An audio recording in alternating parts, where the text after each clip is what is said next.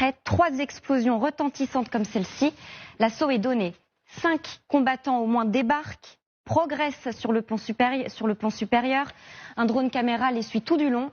On comprend que l'image compte tout autant que l'action elle-même.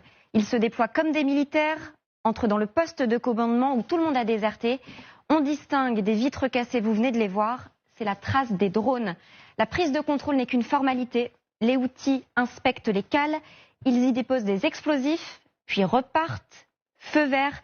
L'explosion est soigneusement filmée également. Et en quelques secondes, le navire s'enfonce puis disparaît complètement. Les Houthis indiquent que ce navire était une cible privilégiée parce qu'il avait fait escale dans un port israélien. L'équipage a abandonné le navire juste avant.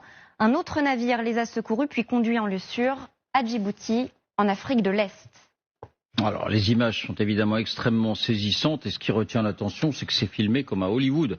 Les Houthis sont passés maîtres dans l'art de la propagande. Faire et faire savoir, impressionner, c'est ce qu'on voit avec même, on les voit célébrer, fusil à la main. Ça ressemble vraiment à une mise en scène très étudiée qu'est devenue l'équipage. Y a-t-il des blessés, Lucille ?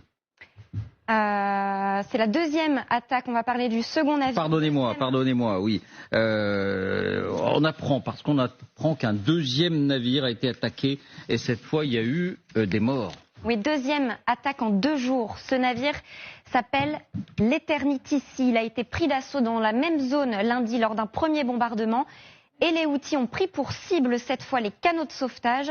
L'équipage paniqué s'est jeté à l'eau.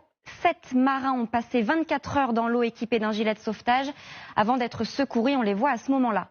Mais les Houthis sont revenus à l'attaque le lendemain et cette fois ils ont tiré directement sur les quelques marins restés à bord. Il y a au moins 4 morts et plusieurs blessés. Mais on pensait, et Trump l'avait affirmé, que cette guerre était terminée et qu'il avait rétabli le calme.